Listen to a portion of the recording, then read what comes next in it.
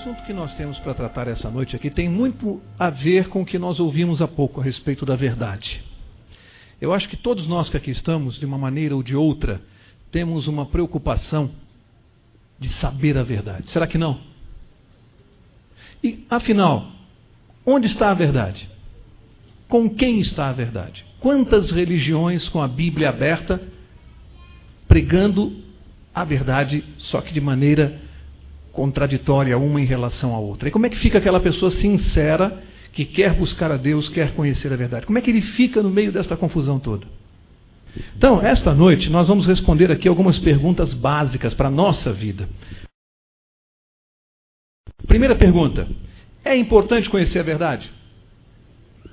Será que tem importância ou não para a nossa vida hoje? É importante conhecer a verdade. Como é que nós não vamos ser enganados nessa missão? Você que veio aqui esta noite, você que é uma visita, como é que você não será enganado por alguém que esteja aqui à frente, dizendo que está pregando a verdade para você? Vamos ver o que a Bíblia diz a esse respeito? Salmo capítulo 25. Vamos ler o que a Bíblia diz no Salmo capítulo 25, verso 9. Aqui nós temos uma promessa bíblica. E diz assim, verso 8 primeiro. Bom e reto é o Senhor, portanto ele ensina o caminho aos pecadores. Olha o verso 9 que eu falei. Guia os humildes no que é reto e lhes ensina o caminho. Quem é que o Senhor guia no que é reto e ensina o caminho? A Bíblia falou. Os humildes. Primeiro requisito se você está em busca da verdade. Primeiro requisito, a palavra de Deus diz assim, que aqueles que são humildes, Deus guia no caminho da verdade. O que é ser humilde? É uma pessoa pobre que não tem dinheiro? É isso? Não é, não. Eu conheço muitos pobres soberbos, eu conheço vários, e ricos também. O que a Bíblia chama de humildade aqui é você deixar de lado o que você pensa, o que você acha, e colocar em primeiro lugar a vontade de Deus. Tem que ter humildade para isso. Para você vir aqui ou em qualquer outro lugar, se sentar, abrir a palavra de Deus, com a humildade de admitir que Deus sabe mais do que eu e você. E há muitas pessoas que não fazem isso com humildade, fazem com arrogância. Começam a ler a Bíblia julgando Deus. Isso aqui não pode ser, isso aqui é um absurdo. Isso aqui era lá para trás, para o tempo passado, isso aqui não serve mais para hoje. Olha a arrogância. Cadê a humildade para que Deus possa nos guiar? Qual é o segundo requisito? Está no verso 14 de Salmo 25. Salmo 25, verso 14 diz assim: o segredo do Senhor é para os que o temem. Ele lhes fará saber a sua aliança. O segredo de Deus, a verdade verdadeira, definitiva, é para quem? Para os que o temem. Temer a Deus é ter medo dele? É isso que a Bíblia está dizendo? Não. O sentido aqui é para os que o respeitam. Portanto, Deus está prometendo que aqueles que têm verdadeiro respeito por Ele não precisam ficar preocupados, não serão enganados. Porque Deus vai revelar o seu segredo, a sua verdade, àqueles que o respeitam. Deus não vai permitir que você seja enganado. Não vai. É uma promessa. Então, se você é sincero, está buscando a verdade, não fique assim, eu não vou em igreja nenhuma porque todas estão falando uma coisa, contradição, todo mundo mente, todo mundo engana. Não é o que a palavra de Deus diz. Deus diz que os humildes e os que têm respeito por Ele, estes conhecerão a verdade. Não duvide das promessas de Deus. Existe algum requisito, além dos já falados aqui, para que eu possa efetivamente, ao ler este livro, eu não seja enganado por nenhuma religião, por nenhuma igreja? Existe algum requisito? Existe. Abre lá, Evangelho de João, capítulo 7, e você vai ver que, seja você quem for, você não será enganado ao estudar este livro por nenhuma igreja, se você atender a este requisito aqui. João 7, verso 17. Diz assim, olha só, se alguém quiser fazer a vontade de Deus, descobrirá se o meu ensino vem de Deus ou se falo de mim mesmo. Aqui tem um requisito. Para eu saber se o que eu estou lendo aqui vem de Deus ou vem da cabeça do Mauro, para você saber se eu estou falando aquilo que eu acho, que eu penso, ou se é realmente de Deus, tem um requisito aqui. Alguém percebeu qual é? Se alguém quiser fazer a vontade de Deus. Significa o quê? Não adianta eu vir aqui ou abrir este livro e começar a lê-lo se antes no meu coração não houver a disposição, a intenção de fazer o que eu realmente aprendi. Não se brinca com Deus. Não adianta eu começar a ler este livro aqui apenas para investigar, começar a descobrir as verdades que Deus vai me revelar, porque Ele promete revelar, e eu disser assim, bom, mas tudo bem, mas isso aí eu não vou fazer não, isso aqui eu não quero fazer, eu não quero abandonar o que eu gosto, eu não vou deixar aquela maconha que eu uso, eu não vou abandonar aquela amante que eu tenho, eu não vou deixar de desviar dinheiro da empresa. Adianta? Se você não tem a disposição de fazer o que está neste livro, você será enganado. Você não vai descobrir a verdade aqui. Eu diria mais, Deus vai esconder a verdade de você. Jesus Cristo disse isso. Claramente. Jesus Cristo disse isso. Não brinque com Deus, porque Ele esconde a verdade de você. Porque Ele não está para brincadeira.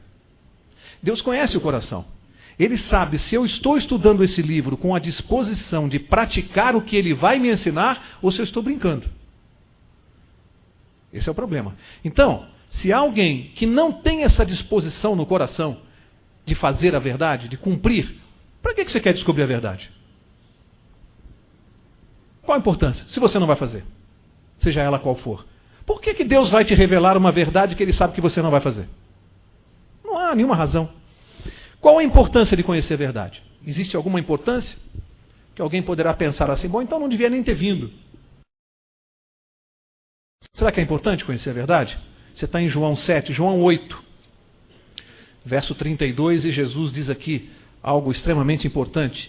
João 8, 32, ele disse assim, então conhecereis o quê? A verdade. E o que a verdade vai fazer? A verdade vos libertará. Libertar do quê? Eu estou preso, acorrentado? Estou algemado aqui? O que Jesus está falando? Vai me libertar? De quem? Ou do quê? Precisamos descobrir? Vamos ver. 2 Timóteo, capítulo 2. Vamos ver a que Jesus estava se referindo. 2 Timóteo, capítulo 2. Jesus, no verso 24 a 26, Paulo, inspirado evidentemente por Cristo, Paulo escreveu assim, e ao servo do Senhor não convém contender, mas sim ser brando para com todos, apto para ensinar, paciente, corrigindo com mansidão os que resistem na expectativa de que Deus lhes conceda o quê? O arrependimento para conhecerem plenamente a verdade. Por quê, hein? Verso 26. E que se desprendam dos laços do diabo, por quem haviam sido presos, para cumprirem a vontade de Deus. Acorrentado no quê? Quem não conhece a verdade é escravo do quê? Do pecado e do diabo. Sem saber. Você está andando, trabalhando, passeando, dizendo, preso em quê? Eu não estou preso em nada. Estou livre, faço o que eu quero da minha vida. Não está não, meu amigo. Você pensa que está livre. Você é escravo do diabo, segundo a Bíblia. Você está fazendo enquanto não conhece a verdade. Preste atenção. Enquanto você não conhece a verdade, você faz aquilo que o diabo põe na sua mente. Ele comanda a sua mente. Até que você seja liberto. Senão a Bíblia não usaria a expressão libertar. Ela não usaria essa palavra. Você é escravo até que seja liberto. Eu nasci bebê. Nasci livre ou escravo? Nasci escravo. Até que eu seja liberto. E o que vai me libertar é o conhecimento da verdade. Olha só. O que a mentira faz? Qual é a função da mentira na minha vida? Se eu ainda não conhecia a verdade, é porque eu estou vivendo na mentira. Não dá para sofismar aqui. Se eu não conheço a verdade, estou vivendo na mentira. O que a mentira faz? Veja lá, 2 Coríntios, capítulo 4. Veja o que a mentira faz na minha vida e na sua. 2 Coríntios, capítulo 4, verso 3. Diz assim: mas se o nosso evangelho ainda está encoberto, para os que se perdem, está encoberto. Presta atenção. Nos quais o Deus deste século, Deus com letra minúscula, o Deus deste século, o que ele fez? Cegou os entendimentos dos incrédulos, para que não lhes resplandeça a luz do evangelho, da glória de Cristo, que é a imagem de Deus. O que o diabo faz na mente da pessoa que não conhece a verdade sem que ela saiba?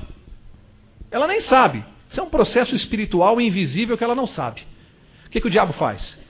Cega o entendimento. É como se colocasse uma venda e aquela pessoa não consegue enxergar a verdade. É um cego espiritual. Está vivendo, crente que está certo, crente que está fazendo tudo certinho, e é um cego espiritual. A Bíblia diz que o diabo cega o entendimento daquele que não conhece a verdade. Cega. E essa pessoa não consegue entender o que nós entendemos.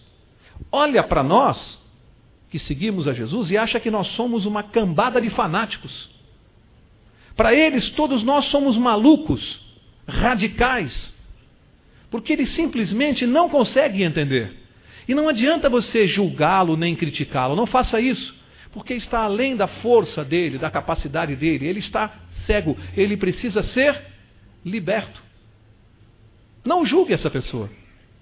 Ela é uma escrava e não consegue perceber isso. Uma escrava da mentira, segundo a Bíblia, dos laços do diabo. Qual é a razão fundamental para a verdade ser descoberta, então? Tem uma razão fundamental para eu sair daqui essa noite dando importância a conhecer a verdade na minha vida? Ou será que isso aqui é uma pura filosofia? Conhecer ou desconhecer a verdade? Vamos ver se há uma razão fundamental? Abra lá, Romanos capítulo 5, e vamos ver que importância tem que eu conheça a verdade. Atos, Romanos, capítulo 5. Vou ler verso 12. Prestem bem atenção. Romanos 5, 12. Agora eu vou começar a usar o quadro ali. Aqui diz assim: pelo que, como por um homem entrou o pecado no mundo. Prestem atenção. Por um homem entrou o pecado no mundo. Que homem é este? Adão. Por um homem entrou o pecado no mundo, e pelo pecado a morte, assim também a morte passou a todos os homens. Por quê? Porque todos pecaram. Olha aqui. A Bíblia, lá no capítulo de Gênesis, Gênesis 3, a Bíblia fala que o homem caiu. Ele descreve a queda do homem. Sim ou não? O homem caiu, o homem pecou. Aqui em Romanos, Paulo está dizendo assim: assim como por um homem, um só, Adão, o que aconteceu por intermédio dele? O que entrou no mundo, segundo esse verso? Por ele entrou o pecado. E a Bíblia diz que pelo pecado entrou uma outra coisa. O que foi? A morte. A morte entrou pelo pecado. Aí a Bíblia diz assim, ou seja, por esta razão, por um homem entrou o pecado, e através do pecado a morte. Que tipo de morte entrou? Uma morte transitória? Morte eterna. Pelo pecado, o homem herdou a morte eterna. Não tem brincadeira, não. Assim, por essa razão, o que aconteceu? O que aconteceu? Lê lá. Assim, o que diz? Pelo pecado, a morte. Assim também a morte passou a quê? A morte passou a quem? A todos. Todos. Alguém escapa da palavra todos? Gente, isso aqui, eu costumo brincar, chamar isso aqui de lei da gravidade espiritual. Por que é a lei da gravidade? Você percebe que isso aqui é uma queda? O homem caiu mesmo, é uma queda, é para baixo mesmo. Ao contrário do que as escolas ensinam, que o homem está evoluindo, a Bíblia ensina que o homem caiu, não está em evolução, não está em involução. Eu tenho uma bolinha de papel aqui. A lei da gravidade diz o seguinte: se eu soltar essa bolinha de papel, quantas vezes ela vai cair no chão se eu soltar 100 vezes? Quantas vezes ela vai cair? 100 vezes. Tantas quantas eu soltar. Por quê? Existe uma lei que a ciência prova que os corpos são atraídos ao centro da Terra. Então, se eu soltar 100 vezes ela vai cair. Isso é uma lei. Aqui também. O homem, pelo pecado, conheceu a morte. E a morte atingiu a todos.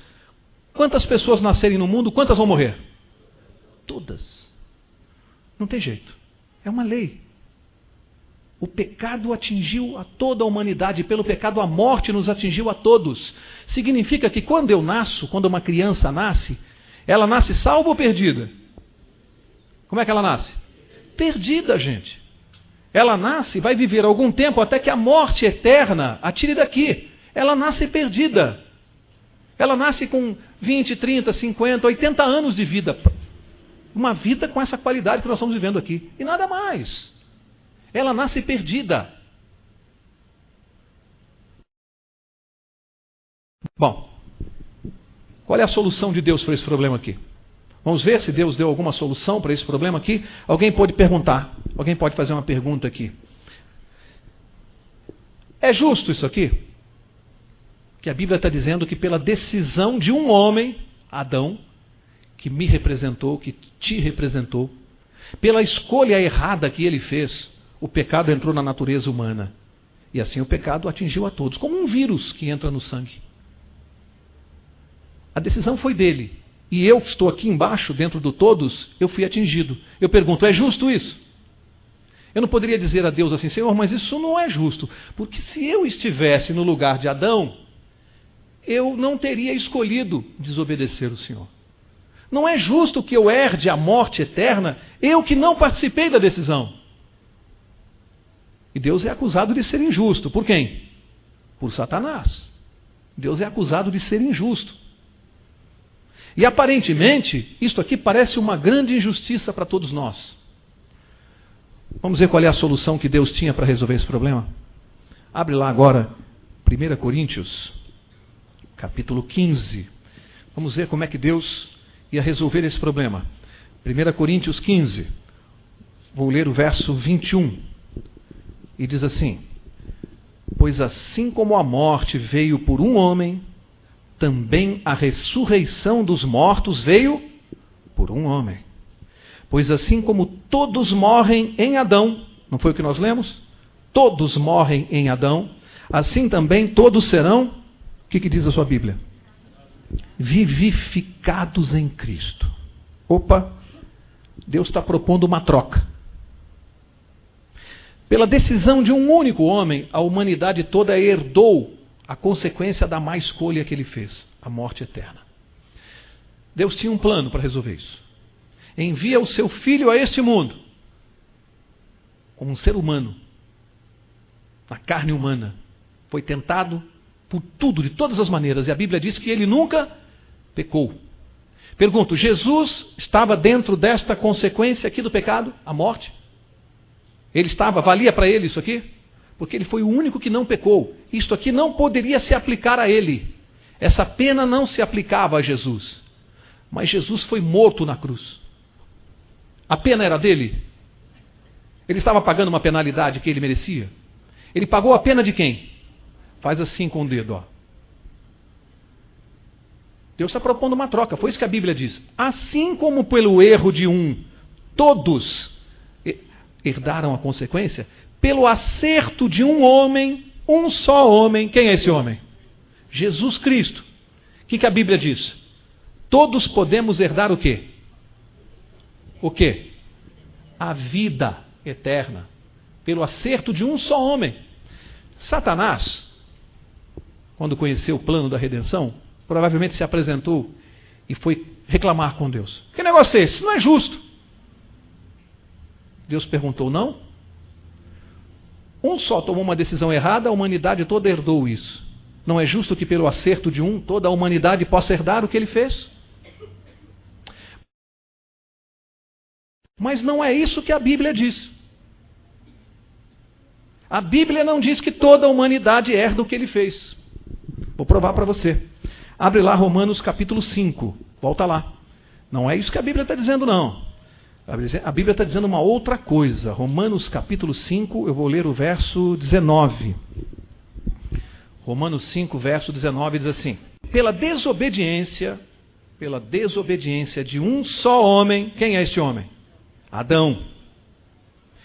O que diz aí? Muitos foram feitos pecadores. Assim, pela obediência de um, o que diz aí? Muitos serão feitos justos. A Bíblia diz que todos serão feitos justos? Por que a Bíblia não falou todos? Porque ela falou muitos, não falou todos. Gente, olha só. Vou dar aqui um exemplo jurídico, que eu já dei aqui na classe bíblica outras vezes. Um exemplo jurídico. Meu irmão Mário Celso e o meu irmão Maurício. Vamos imaginar aqui uma situação que o Mário Celso me deve 2 milhões de reais. E que ele não tem a condição de me pagar isso. Tá? Aí, o Maurício vem ao meu escritório um mês depois e diz assim: Mauro, quanto é que o Mário Celso se deve? Maurício, ele me deve 2 milhões. E ele abre lá o talão de cheque, faz o cheque, paga, e eu dou o recibo para ele. E ele vai embora. Pergunto: a dívida do meu irmão Mário Celso está paga? Tem gente que está em dúvida. A dívida dele está paga? Está ou não? O que falta? Juridicamente falta uma coisa, gente. Vamos imaginar, o mesmo exemplo, ele saiu com o recibo. No dia seguinte, o Mário Celso vem ao meu escritório. E diz assim: eu soube que o Maurício esteve aqui ontem, mas ele não se dá com o Maurício. Eu não quero que ele pague nada por mim, eu não aceito. Eu não quero que o Maurício pague nada. Devolve o dinheiro dele. Eu vou continuar te devendo até o fim da minha vida que eu trabalhe, mas eu vou te pagar. Eu não aceito que o Maurício pague nada por mim. Eu não quero o dinheiro dele. Você pode devolver porque eu não aceito. Mesmo que eu não devolva, o Mário continua me devendo? Por que razão? Porque ele não aceitou que a dívida foi paga. Ele continua me devendo. Ele não aceitou que foi pago. Ele continua meu devedor. O que falta para eu herdar o que Jesus pagou na cruz? Que eu aceite. Alguém deve estar pensando assim: mas é tão simples assim? É. E por que as pessoas pensam tanto para aceitar? Eu dei o exemplo da bolinha, né? Soltar a bolinha, quantas vezes eu soltar, ela vai cair no chão. Pode ver, olha, não tem jeito. Soltou, ela cai. Lei da gravidade. Sabe o que a Bíblia contou para nós? É que esta lei da morte, ela foi interrompida na queda. Quando a bolinha caía, veio a mão de Jesus e interrompeu a minha morte eterna. E eu estou aqui nas mãos dele. Eu estou aqui. A vida está aqui, na mão de Jesus. Mas tem que haver compromisso. A coisa não é tão simples assim. Eu vou mostrar daqui a pouco para encerrar por que não pode ser assim. Agora eu quero mostrar uma coisa para vocês. A grande acusação contra Deus é que é impossível que Deus concilie duas coisas. Uma é o amor e a outra é a justiça. Essa é a acusação contra Deus desde o Éden. Por que Satanás lançou essa acusação? Porque Satanás diz assim: é impossível que Deus consiga conciliar amor e justiça. Porque ele diz assim: ou ele é amor e perdoa todos os nossos defeitos, tudo que você fizer. Você pode fazer o que você quiser, porque ele vai perdoar. Ele é amor. Você pode fazer o que você quiser. Então não precisa de lei. Não tem lei. Esse é um evangelho que se ouve pregar aí fora. Não tem mais mandamento, não tem mais nada, porque Deus é amor. Então eles dizem: não precisa guardar mandamento, não precisa fazer nada disso. Deus é amor, Ele te ama e você pode fazer o que você quiser, desde que você aceite Jesus. Então você pode continuar bebendo, tendo amante, usando cocaína. Você aceitou Jesus. Porque Deus é amor. Ou então Satanás diz assim: ou então ele é justiça. Então tem lei, você é obrigado a cumprir a lei, e se você não cumprir, ele te castiga. E aqui, podem prestar atenção, gente. Desta filosofia, desta colocação, derivam várias religiões. Quer ver uma? O karma do espiritismo. O que é o karma? Um Deus que é só... Você fez coisa errada? Você vai voltar aleijado numa suposta vida futura que não existe para você pagar o que você fez. Porque Deus é justiça. E com isso Satanás diz: não dá para conciliar. Ou o Senhor é justiça ou o Senhor é amor. As duas coisas o Senhor não consegue fazer. E aí Adão pecou. Satanás, lá no Jardim do Éden, pensou: checkmate em Deus. Agora ele não tem saída. Porque ele disse assim para Deus: agora, ou o Senhor é amor, e o Senhor disse que era brincadeirinha, aquele negócio de comer o fruto, o Senhor disse que apaga, ele não vai morrer não. Ou então o Senhor é justiça, o Senhor tem que cumprir a sua lei. A lei é sua. Mate ele. Qual a saída para Deus? A saída para Deus é essa que nós acabamos de ler aqui atrás. A saída para Deus passava por uma cruz. Sabe por quê, irmãos? O único lugar, você pode vasculhar no mundo inteiro, em tudo que você quiser. O único lugar, vasculhe as religiões, vasculhe as filosofias, vá ler os livros que você quiser. O único lugar onde você vai encontrar a conciliação do amor e a justiça é na cruz. Sabe por quê? Muito simples. Na cruz, Deus condenou o pecado, ele é justiça. E o pecado recaiu sobre quem? Sobre quem? Jesus morreu. Cumpriu a lei? A justiça foi feita. O pecado foi condenado em Jesus. A lei foi cumprida. E como Jesus paga por mim a pena e eu aceito que ele morreu no meu lugar, como meu substituto, no meu lugar, eu herdo, pelo amor e pela misericórdia de Deus e de Cristo Jesus, eu herdo a vida. Por amor. É só na cruz que você vê amor e justiça. Deus condena o pecado em Jesus e a morte de Jesus me dá a vida eterna pelo amor de Deus, pela misericórdia de Deus. Não há outro lugar que você possa ver a conciliação entre o amor e a justiça a não ser na cruz. Não há outro lugar, não há outra forma. Ali, a cruz, ela desmonta todos os planos e filosofias de Satanás. Todos. Somente a cruz destrói. Se você quiser discutir a justiça de Deus sem a cruz, as outras religiões terão razão. Pense nisso. Não sei se algum dia você já parou para pensar nisso. Retira a cruz do Evangelho. E Satanás vai ter razão. Se você retirar a cruz do Evangelho. Porque é só ali que você vai ver. E aí nós estamos falando de justiça. E o que é justiça? Afinal de contas. Abre lá, penúltimo verso para acabar. Jeremias capítulo 23. Jeremias 23. Vamos ver o que é justiça. Porque eu sou advogado, eu estudei anos na faculdade, e quando eu comecei a aprender o Evangelho, eu tomei um soco na boca do estômago. Sabe qual a vontade que eu tive? Rasgar o meu diploma e jogar no lixo. Porque todos os 5 anos de faculdade, mais os de especialização e os outros cursos, para aprender o que é justiça, parece que não valeram nada.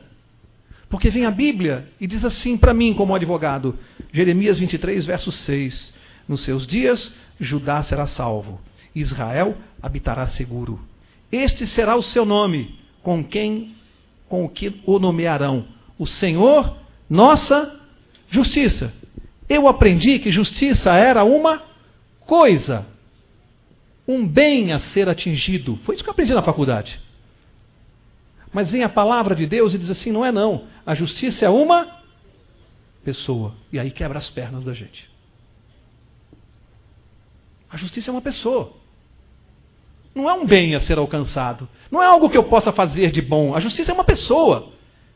Para me salvar, eu preciso andar com a pessoa justiça. Não adianta eu fazer coisas boas, que isso não vai me salvar. É a pessoa justiça que vai fazer essas coisas em mim. E aí eu vou dizer uma coisa para vocês, que isso para mim é o resumo do Evangelho. Prestem bem atenção. Eu não sou pecador porque eu faço coisas erradas.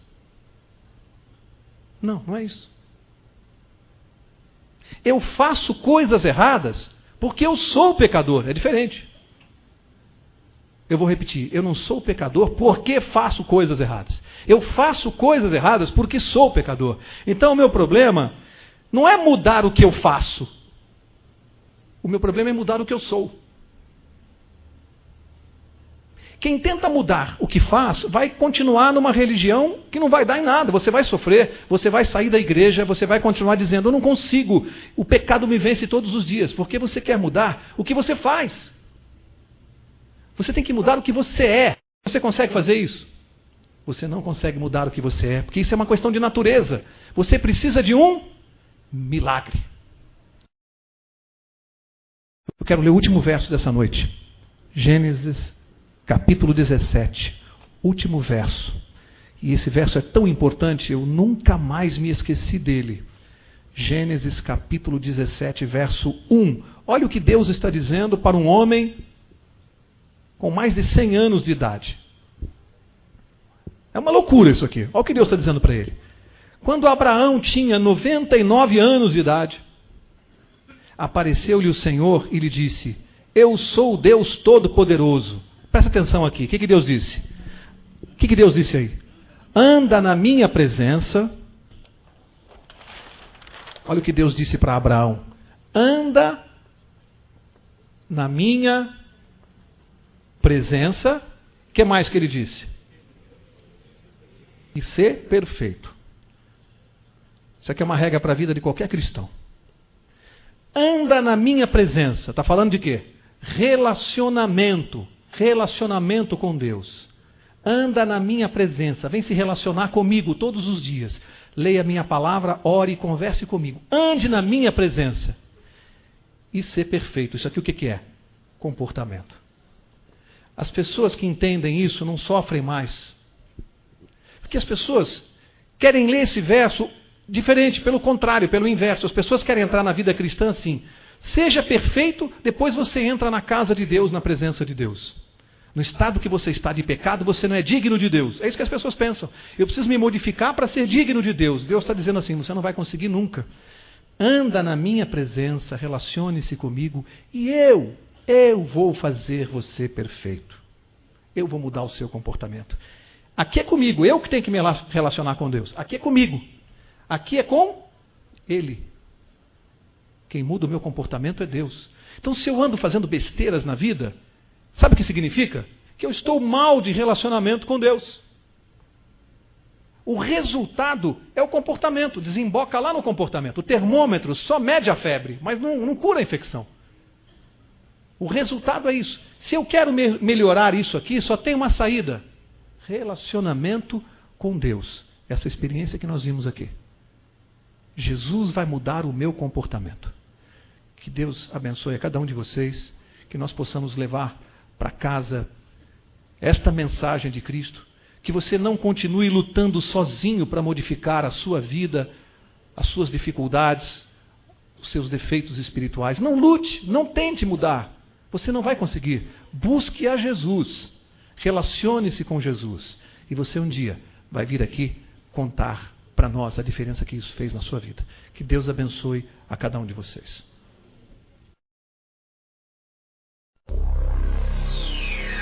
Sinais dos tempos. A promessa da volta de Cristo à Terra não é vazia como a de um político após a campanha eleitoral. Ela está baseada na palavra de Deus, que de si mesmo diz: eu sou o mesmo ontem, hoje e eternamente. Hebreus 3:8. Eu sou o Senhor e não mudo. Malaquias 3:6. Confiar no retorno de Cristo à Terra é como esperar o amanhecer após uma noite. É certo que virá.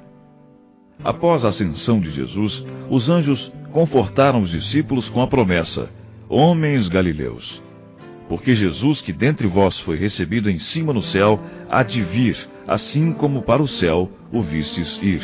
Atos 1, versículo 11. Confie nesta promessa. Assim como as outras promessas de Deus, esta também vai se cumprir.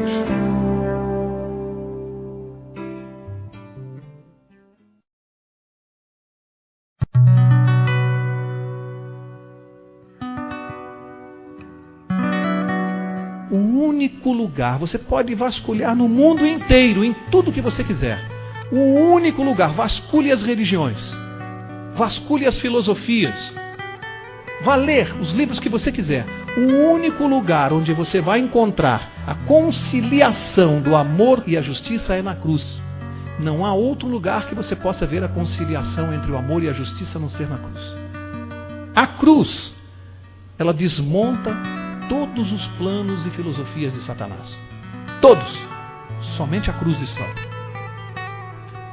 Se você quiser discutir a justiça de Deus sem a cruz as outras religiões terão razão. Pense nisso.